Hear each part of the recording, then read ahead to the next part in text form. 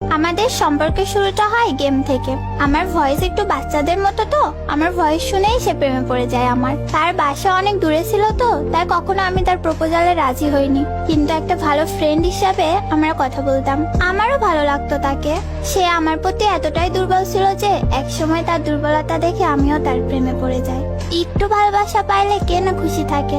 আমরা দুইজন দুজনের জন্য প্রচুর পাগল ছিলাম, একজন একজনকে ছাড়া থাকতেই পারতাম না। আমাকে অনেক ছেলে পছন্দ করতো, এগুলা দেখে ও সহ্য করতে পারতো না। আমি যদি কোনো ছেলের সাথে কথা বলতাম কত পাগলামি করতো। সে কান্না করতো, হাত কাটতো, সিগারেট খেতো। সে অনেক ভয় পেত যদি আমি তাকে ছেড়ে দিই, অন্য কারোর হয়ে যাই, আরো কত কি।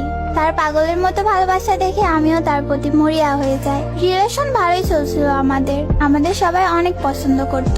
রিলেশনের 2 ইয়ার পরে আমি জানতে পারি সে আমার থেকে 2 ইয়ারের মতো ছোট, আমার থেকে জুনিয়র। সে আমাকে বলে আমি যদি চাই সে আমাকে এক্ষুনি নিয়ে যাবে, এক্ষুনি নিয়ে গিয়ে বিয়ে করে ফেলবে।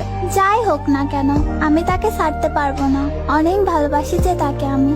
একটা সময় আমার আম্মুর সাথেও আমি তার কথা বলাই দিই। আমার আম্মু প্রথমে রাজি ছিল না, কারণ বাসা অনেক দূরে তো, কিন্তু এক সময় আমার দুর্বলতা দেখে আম্মুও রাজি হয়ে যায়।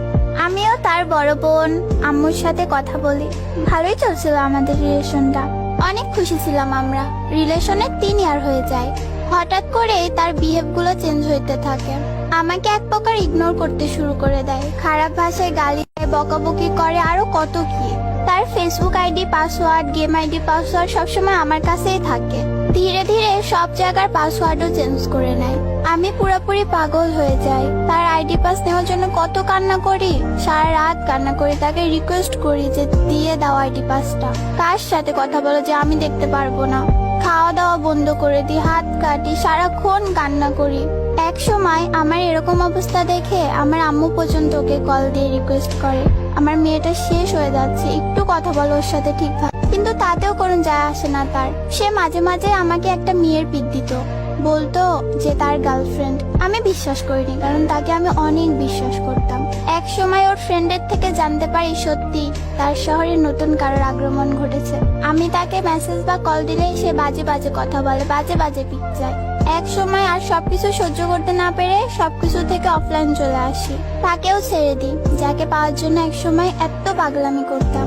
অনেকটা সময় পার হয়ে যায়, তারপর আমার জীবনে খুশি হয়ে আসে অন্য একজন। ওই যে আল্লাহ কষ্ট দেওয়ার পরে সুখ দেয়, ওরকমই। হয়তো তাকে আগের মতো ভালোবাসতে পারি না, বিশ্বাস করতে পারি না, কিন্তু সে আমাকে রানীর মতো রাখে। ভালো আছে আমি তার সাথে, সে আমাকে খুশি রাখার সর্বোচ্চ চেষ্টা করে। ওর মাঝে আমি আমার আগের আমিটাকে দেখি। এখন আমার প্রাক্তনও তার ভুলটা বুঝতে পেরেছে, আমাকে ফিরে পেতে চাই, কিন্তু আমি পারবো না এই মানুষটার সাথে আমার সাথে যা হয়েছে তাই করতে। হয়তো তাকে এখনো ভালোবাসি, সেই জন্যই তো আল্লাহর কাছে একটাই চাওয়া, ভালো থাকুক, না পাওয়া ভালোবাসা।